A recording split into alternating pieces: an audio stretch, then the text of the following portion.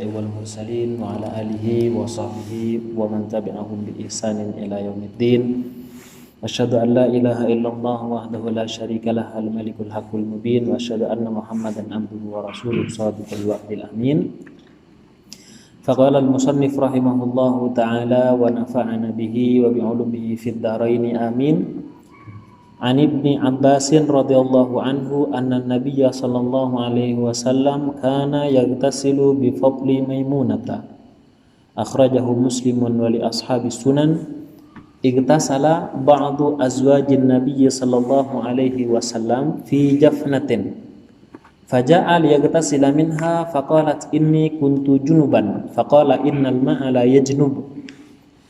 Melanjutkan pembahasan kita sebelumnya masih berkaitan dengan air, di mana Rasulullah melarang ya dalam hadis sebelumnya itu naha Rasulullah an taghtasilal mar'atu bi fadlir rajul awir rajulu bi fadlil mar'ati wal yaktarifa jami'an. Jadi Rasulullah melarang untuk mandi ya dengan air sisa yang digunakan oleh laki-laki. Begitu juga Rasulullah melarang perempuan menggunakan air ya, mandi menggunakan air sisa yang digunakan oleh laki-laki. Jadi di sini ada larangan. Akan tetapi hadis selanjutnya justru menyebutkan bahwa Rasulullah tidak melarang. Jadi ada, kalau kita melihat ya hadis yang ada ini seakan-akan kontradiktif. Padahal kalau kita gabungkan kemudian kita olah lagi dengan ilmu yang sudah ditetapkan oleh ulama, nanti akan mengeluarkan satu hukum. Ternyata hukumnya adalah makruh. Nah, coba di sini Rasulullah bersabda, diceritakan ya dari Ibnu Abbas bahwa Rasulullah kana yaghtasilu bi fadli Maimunah.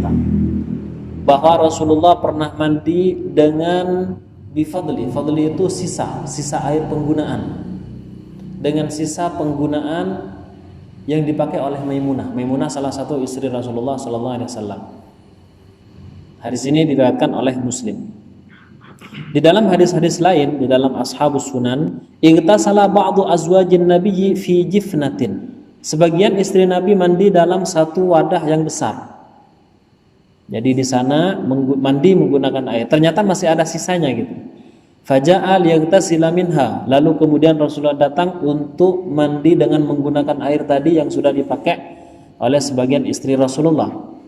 Lalu akhirnya faqalat, istrinya itu mengatakan inni kuntu junuban, sesungguhnya aku junub wahai Rasulullah. Lalu kemudian Rasul bersabda innal ma'a la yajnub, sesungguhnya air itu tidak junub, yang junub itu orangnya, airnya itu tidak junub. Nah, jadi dari hadis ini menyebutkan bahwa diperbolehkan seorang lelaki itu bersesuci dengan air sisa yang digunakan oleh perempuan.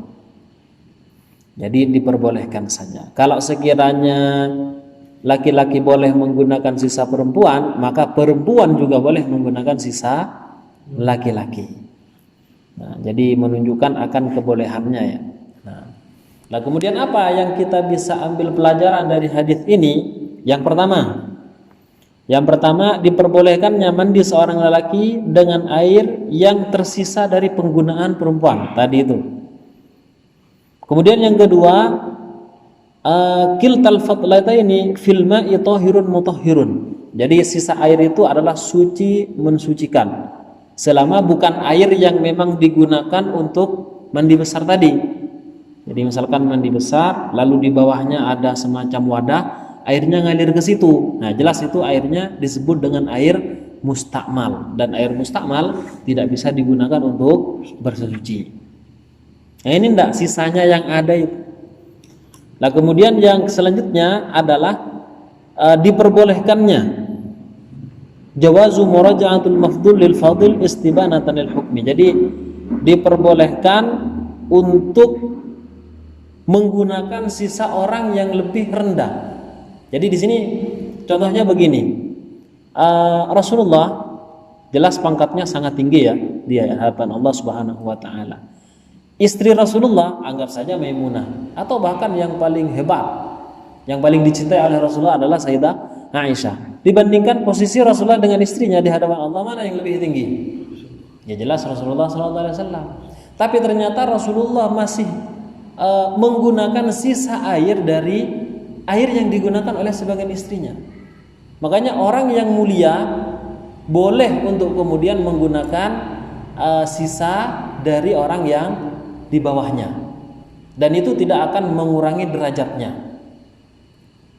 Seperti itu ya. Makanya pernah suatu ketika Sayyiduna Al Hasan Ibnu Ali Ibnu Abi Thalib ya, beliau adalah seorang khalifah pada saat itu. Lalu akhirnya diundanglah beliau oleh orang fakir miskin. Diundanglah oleh orang fakir miskin.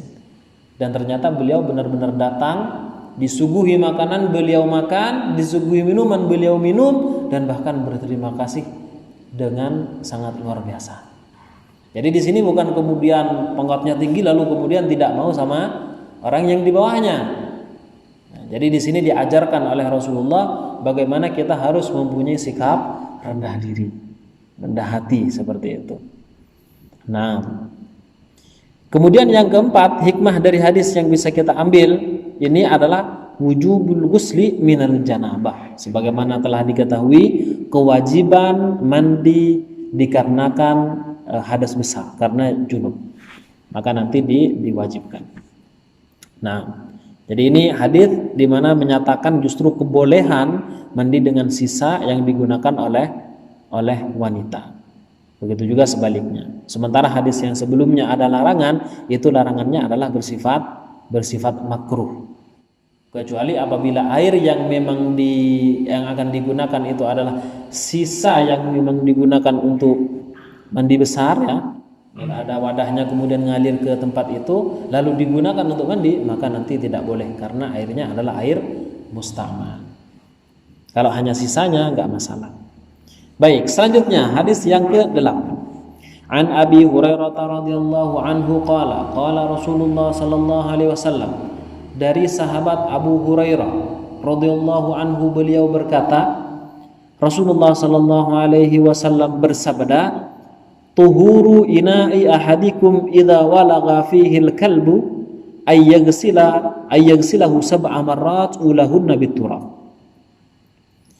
Yang di dalam riwayat lain ukhrahunna biturab. Di dalam riwayat lain falyurikhu. Jadi ala kulli hal banyak riwayat. Artinya adalah tuhuru inaya hadikum, cara mensucikan wadah di antara kalian. Jadi misalkan kita punya wadah ya, cara mensucikannya idza walagha fihil kalbu, ketika dijilat oleh anjing. Ya bisa anjingnya itu menjilatnya atau ikut minum. Jadi ada secangkir kopi misalnya, lalu kemudian ada anjing ikut minum atau menjilatinya. Karena memang anjing ya sifatnya seperti itu. Nah,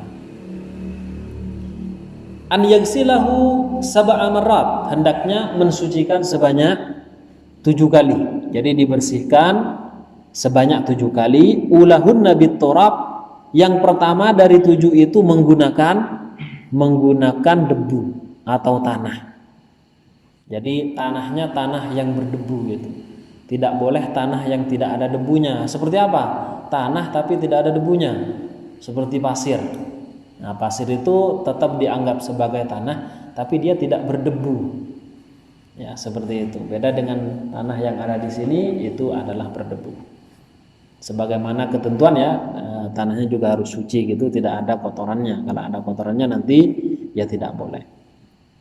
Nah, jadi dibasuh dengan 7 kali, salah satunya di pertama itu menggunakan debu. Kenapa harus yang pertama? Ya, itu justru lebih bagus walaupun diperbolehkan di tengah-tengah ataupun di akhirnya itu diperbolehkan. Tapi yang lebih bagus di awal. Kenapa? Karena kalau misalkan pertama membasuh ya, dan kita sudah mencampur air tersebut dengan tanah, kita basuh, misalnya ada kencingnya anjing ataupun gelas yang kena jilat tadi, maka kita siram dengan air yang sudah dicampur dengan tanah. Lah kemudian air yang kedua kan sudah tidak pakai tanah, menggunakan air biasa lah. Air yang kedua ini sudah membasuh tanah yang pertama tadi. Ketiga, keempat, kelima, keenam, ketujuh. Kalau misalkan menggunakan tanah di terakhir, di basuhan terakhir, maka ketika sudah nomor 7, ya tanahnya akan tersisa di gelasnya tadi itu. Apalagi gelasnya adalah gelas untuk minum kopi misalnya, sehingga nanti gelasnya ada tanah atau debunya, kotor pada akhirnya. Nah, ternyata di dalam penelitian ya, kenapa kok kemudian Rasulullah menyuruh membasuh 7 kali? Kalau alasan secara syar'inya menurut mazhab Syafi'i di situ karena memang najisnya najis mughalladhah, najis berat. Karena najis itu kan ada 3, ada najis yang ringan ya, kemudian ada mukhaffafah, kemudian ada mutawassithah, ada najis yang tengah-tengah, dan ada najis yang mughalladhah. Kalau yang ringan itu cukup diperciki dengan air saja, yaitu kencingnya anak laki-laki yang masih berumur 2 tahun ke bawah dan tidak makan apa-apa kecuali air susu ibu.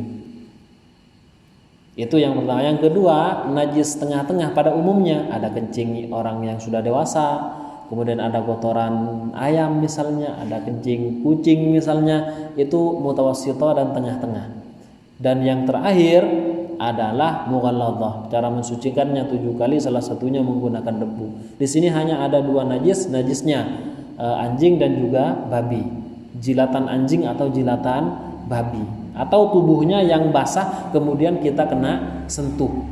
Jadi bukan hanya sekedar jilatannya, ketika kena sentuh dan salah satu dari yang disentuh itu adalah basah, maka nanti dibersihkan dengan tata cara ini. 7 kali, salah satunya pakai.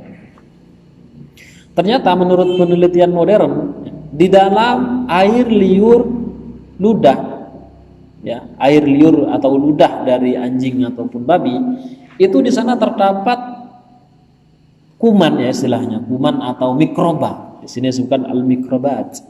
Ya, mikroba yang dia tidak akan bisa mati kecuali menggunakan air yang dicampur dengan tanah. Padahal di zaman itu 14 abad yang silam, 1400 tahun yang lalu, Rasulullah sudah mengatakan, dan mikroskop untuk melihat mikroba belum kelihatan. Tapi Rasulullah mengatakan sedemikian rupa. Nah, ini menunjukkan bahwasanya apa yang disampaikan oleh Rasulullah adalah benar-benar adanya. Kalau hal yang kecil seperti ini, jadi bukan kecil remeh ya, hal yang dianggap sederhana seperti ini, Rasulullah kemudian omongannya betul, lalu bagaimana ketika Rasulullah mengabarkan tentang surga? Orang yang kecil saja bisa terbukti di dalam keilmuan medis seperti itu. Bagaimana kalau misalkan penyampaian Rasulullah terhadap tentang siksa neraka, penyampaian Rasulullah tentang siksa kubur, dan lain-lainnya, termasuk juga dalam masalah lalat sebagaimana kita singgung di pertemuan yang lalu, bahwa di salah satu sayapnya ada obat dan salah satunya ada penyakit. Dan ternyata setelah diteliti di dalam ilmu yang modern ini, dilihat melalui alatnya ya, seperti mikroskop misalnya, itu ternyata memang ditemukan semisal kuman. Nah, dalam hal-hal yang kecil saja Rasulullah menyampaikan dengan betul dan terbukti. Lalu apakah kemudian penyampaian Rasulullah tentang hari kiamat, tentang padang mahsyar, mizan, apakah tidak terbukti? Maka jelas terbukti. Jadi kalau umpamanya kita gini, hal yang omongan keseharian saja dia tidak pernah berbohong, ya kan? Keseharian nggak pernah berbohong di hadapan orang lain, ya kan? Maka dia tidak akan mungkin berbohong dengan bohong yang besar. Bohong yang kecil saja dia tidak melakukan, apalagi yang besar. Nah, kemudian ternyata memang kuman ini dia mati dengan campuran air dengan tanah atau debu. Bukan hanya itu, ditambahi setelah itu sebanyak 6 kali baru benar-benar mati, bersih dan tidak bersisa.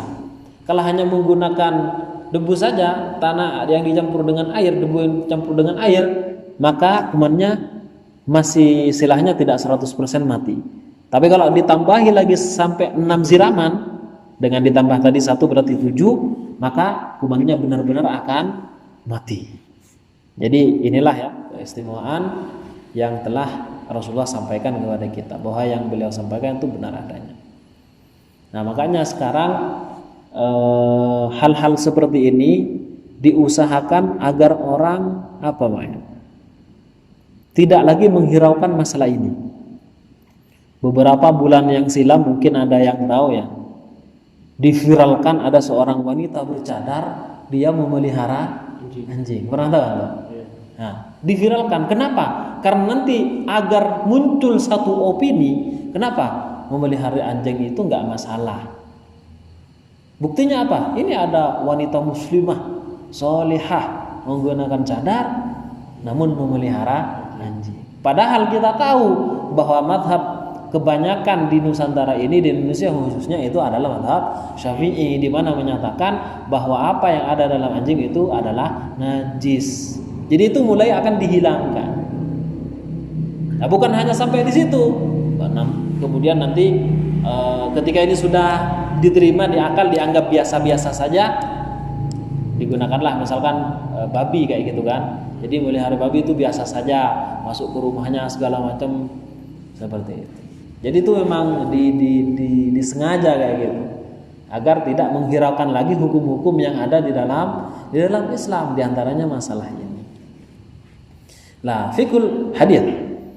Kemudian hikmah atau fikul hadits dari hadits ini yang bisa diambil fikihnya itu apa? Yang pertama, bahwa mulut anjing itu najis.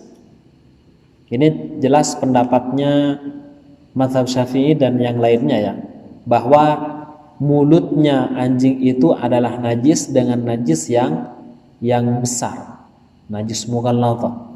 Kalau mulutnya saja najis, berarti badannya juga najis. Ini tentu menurut mazhab Syafi'i. Kalau menurut mazhab Malik, ternyata tidak najis, Pak. Ternyata tidak najis.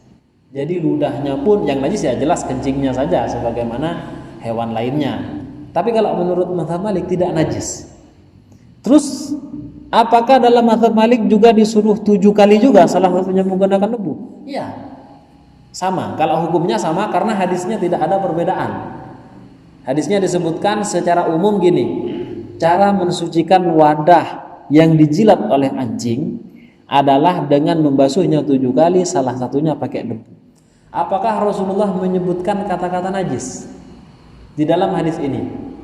Tidak. Jadi cara mensucikan wadah kalian ketika dijilat oleh anjing, dan Rasulullah tidak menyebutkan karena najis, tidak. Makanya kemudian ulama berbenah, kenapa ya kok kemudian Rasulullah menyebutkan seperti itu sehingga harus dibasuh sebanyak 7 kali. Lah dengan pemikirannya Al-Imam Syafi'i tentunya berlandaskan kepada dalil-dalil yang lain, dikomparasikan ya, dicocokkan sesuai dengan ayat Al-Qur'an, hadisnya. Kemudian muncullah satu hukum di mana dinyatakan oh ternyata memang najis. Kalau mulutnya najis berarti badannya juga najis, seperti itu. Tapi menurut mazhab Maliki tidak sedemikian. Oh enggak, itu tidak najis. Terus kenapa kok disuruh basuh sebanyak 7 kali? Itu adalah bentuk ujian kepada kita. Bentuk ujian dari Allah kepada kita. Apakah kita akan taat terhadap perintah ini atau tidak? Ini disebut di dalam istilahnya ulama adalah bentuk ta'abbudi. Ta'abbudi itu adalah yang melaksanakan perintah, nggak ada alasan yang masuk akal. Nah, cuman dalam mazhab Syafi'i dijadikan masuk akal gitu. Kenapa? Oh, karena ini. Dalam mazhab Maliki kenapa? Ya karena perintah Allah. Ya seperti itu. Jadi ini bentuk ta'abbudi menurut mazhab Maliki dan yang sependapat dengan beliau. Nah, ala kulli hal yang jelas dibasuh 7 kali, salah satunya menggunakan debu. Nah, kalau debunya diganti dengan rinso gimana? Bukankah rinso itu membersihkan? Bahkan wangi kayak gitu kan, rinso dan yang semisalnya, clean dan sebagainya. Gimana kira-kira? Maka tidak mencukupi. Karena di dalam rinso itu ternyata untuk membunuh kuman yang ada di dalam air ludahnya anjing itu tidak kuat. Jadi ini keluar keistimewaannya luar biasa memang. Nah, jadi nggak bisa diganti dengan selain debu. Baik, itu yang pertama. Yang kedua, di dalam hadis ini menyiratkan bahwa ada kewajiban membasuh wadah. Jadi hukumnya wajib. Entah itu mengikuti pendapat Syafi'i, Maliki, Hambali ataupun Hanafi, semuanya pokoknya wajib harus ketika akan mensucikannya ya. Ketika akan mensucikannya dibasuh 7 kali, salah satunya menggunakan debu. Seperti itu. Nah, tapi jangan kemudian terjadi sifat was-was. Seperti misalkan ada orang yang dia tidak berani lewat di sini, kenapa? Karena tadi ada anjingnya. Nah, kenapa? Karena nanti sandalnya itu nanti akan najis. Nah, enggak masalah lah yang najiskan bawahnya. Dan selain itu ketika sandal itu ya kena najis misalnya, maka yang mensucikannya adalah langkah berikutnya. Jadi sekarang kena najis. Ketika dia melangkah, maka itu adalah bentuk mensucikannya itu. Seperti itu. Dan yang ketiga adalah kewajiban menuangkan air alladzi syariba minhul kalbu 'alal ardi. Lah, kewajiban selanjutnya di sini ada tambahan redaksi hadis dalam riwayat Muslim ya. Dalam lafaz yang lain, riwayat yang lain fal yurikhu. Jadi kalau misalkan ada air yang diminum anjing tadi, itu jangan kemudian kita gunakan untuk hal yang lain. Jangan gunakan untuk nyuci, apalagi digunakan untuk mandi atau berwudu. Maka gimana? Fal yurikhu. Di dalam riwayat lain ada istilah fal yurikhu, maka hendaklah buang air tersebut. Jadi jangan digunakan. Kalau misalkan untuk menyiram tanaman bagaimana? Itu menyiram tanaman nggak masalah, nggak apa-apa. Kalau tanamannya berbuah dan buahnya bisa dimakan, gimana itu? Apakah najis juga buahnya? Tidak.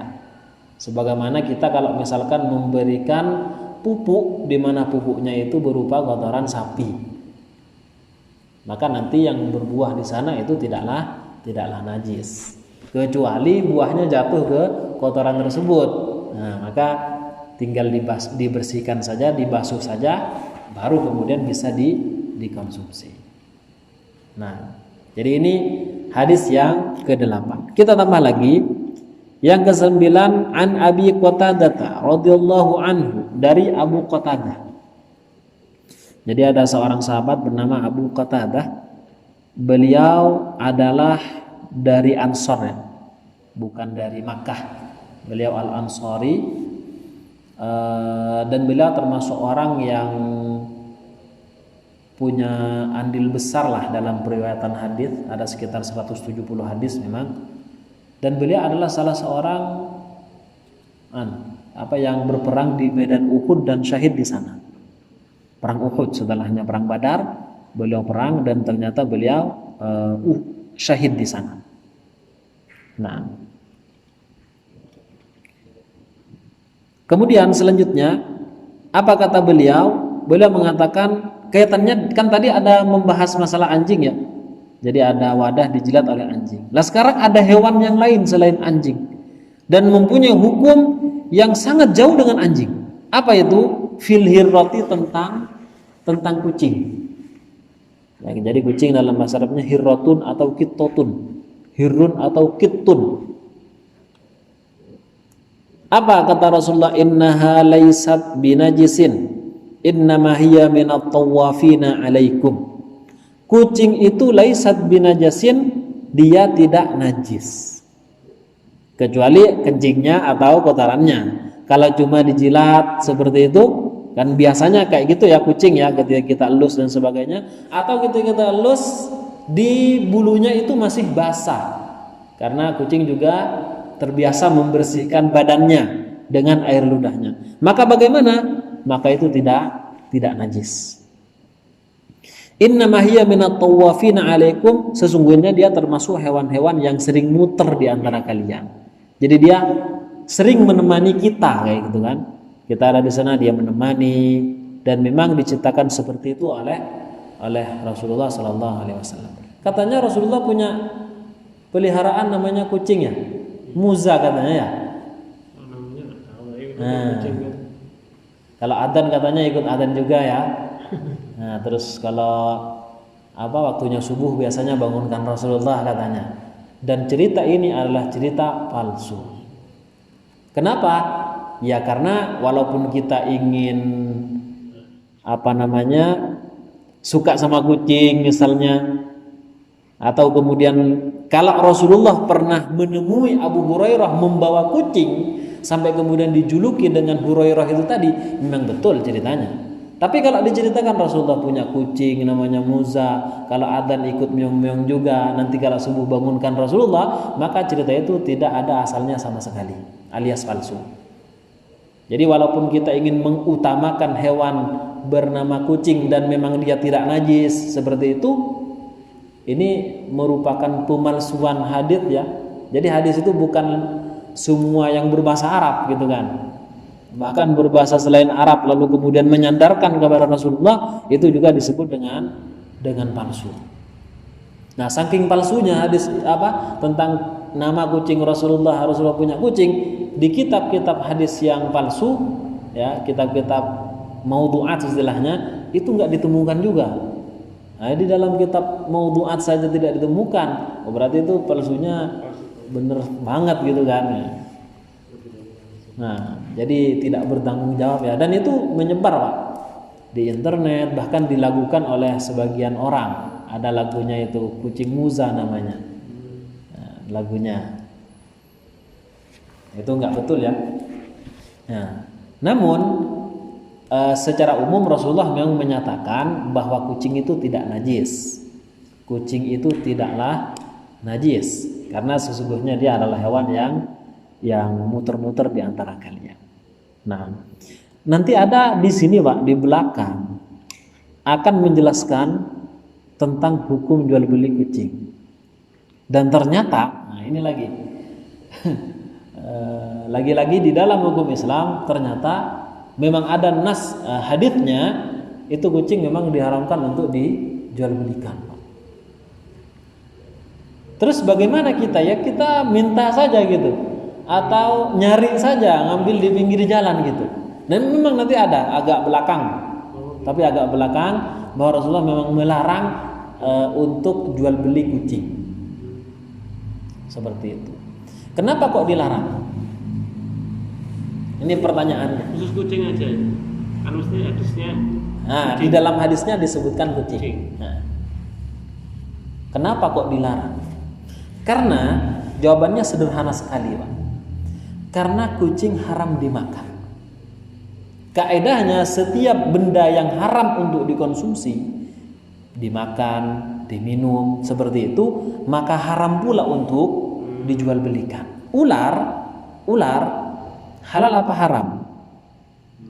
Ya, secara umum ulama menyatakan haram. Hanya ada beberapa ulama yang mengatakan makruh. Di antaranya adalah mazhab Maliki, sebagaimana kita sebutkan sebelumnya. Maka hukumnya makruh juga nanti. Nah ini secara umum ulama mengatakan haram, maka hukumnya haram. Jadi mengikuti dia dibolehkannya untuk dikonsumsi kayak gitu. Ikan halal, maka jual belinya juga halal kayak gitu. Nah yang jadi masalah ini jangkrik Pak, makanannya burung. Kan haram. Iya kan? Nah, kan jangkrik kan nggak boleh. Yang boleh itu adalah belalang. Belalang baru boleh untuk dikonsumsi, enak itu. Tapi nggak dijual belikan. Kenapa? Kalau belalang kan nggak dijual belikan tapi Ada juga jual beli Pak, di Jember itu ada yang jual tusuk jadi semacam sate gitu kan, sate belalang. Tapi kayak refill itu nggak boleh. Nah sebenarnya kalau kita mau jujur dengan hukum itu nggak boleh. Seperti itu. Ada ulama yang menyiasati Pak. Jadi ini mau tidak mau ini harus memiliki kayak gitu. Contohnya pakannya burung tadi itu, yaitu dari jangkrik atau dari ulat. Kan ada ulat-ulat kecil itu kan untuk makannya. Lah gimana? Maka disiasatinya adalah bukan menyiasati agama ini sebenarnya, melainkan lebih kepada jalan keluar saja. Karena mau tidak mau, karena yang pakannya ini dan yang lainnya dia tidak mau, atau mau tapi tidak sehat. Kan mudarat istilahnya bagi burung tersebut, lalu akhirnya nanti diperbolehkan untuk bukan membeli tapi memiliki dengan membayar ongkos dia, misalkan dia nyari nangkap lah, ngasih ini Pak, saya 1 kilo ini sampean nangkapnya kira-kira diongkosi berapa, jadi dia membayar ongkos jasa nyari barangnya itu tadi. Jadi bukan beli barangnya, tapi dia membeli jasa dari orang tersebut. Kan boleh kan? Pak, saya sewa ke Madura. Nyetir misalnya. Nanti dibayar. Ya kan? Nah, itu kan membeli jasa istilahnya. Nah, ini sama. Hai Pak, sampean kan nangkap ulat tadi, ini sepertinya ya susah lah. Atau tidak nangkap tapi sampean melihara, berternak istilahnya. Ya kan? Berternak. Kan begitu. Sudah, ini ongkosnya berapa? Biaya keringat kalau bahasa kita itu. Biaya keringatnya berapa? Wah, kalau ini sekian kayak gitu tuh boleh. Kalau lintah gimana? Sama juga. Jadi kita membelinya bukan beli lintahnya karena diharam dikonsumsi ya, melainkan kita membeli jasa orang yang telah memelihara itu untuk kemudian kita gunakan hewan tersebut untuk kepentingan, misalkan untuk pengobatan. Jadi sebenarnya akadnya yang diperjelas, kayak gitu. Akadnya yang diperjelas. Cuman kalau di masalah kucing memang ada hadisnya nanti. Memang ada hadisnya menyebutkan hirratun. Nanti agak belakang, agak jauh. Nah, jadi ini seputar kucing ya, bahwa kucing itu dinyatakan jelas oleh Rasulullah tidak sama dengan anjing dan tidak perlu untuk dibasuh. Misalkan ada telur goreng dadar misalnya, kita sudah siapkan terus kemudian dimakan oleh kucing, ada sisanya, gimana kita itu? Boleh dimakan nggak? Ya boleh selama tidak dikencingi, ya kan? Kalau misalnya dimakan tapi kok bau gitu, ya dikencingi namanya itu, sudah dibuang saja. Nah, jadi seperti itu ya.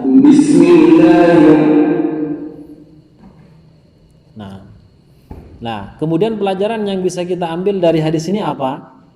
Pertama, kalau tidak tahu tentang masalah sesuatu, maka hendaknya dia bertanya. Karena di sini ada orang yang bertanya juga tentang hukum terkait kucing itu tadi. Lalu akhirnya Rasulullah menjawab bahwa kucing itu tidaklah najis, beda dengan masalah anjing tadi. Yang kedua, kita dituntut oleh syariat untuk berlaku lembut kepada hewan-hewan. Makanya di sini disebutkan sesungguhnya dia tidak najis. Dia termasuk hewan yang cuma muter-muter di antara kalian. Jadi dari ungkapan Rasulullah ini itu kan sudah menjelaskan bahwa hewan ini perlu diperhatikan kayak gitu kan. Tidak boleh dikasari dan sebagainya. Dan yang ketiga adalah taharatul hurrihirati wa su'riha. Sucinya hewan kucing ini dan juga sisa bekas minuman, sisa bekas makanan hewan seperti ini. Itu diperbolehkan ya. Jadi sisanya boleh kita konsumsi, untuk kedua kalinya itu nggak apa-apa. Nah. Baik. Jadi dari beberapa hal ini mungkin ada dipertanyakan dulu terkait masalah yang tadi disampaikan. Mengenai najisnya di anjing. Najisnya anjing. Ini kan misalnya tentang was-wasan tadi.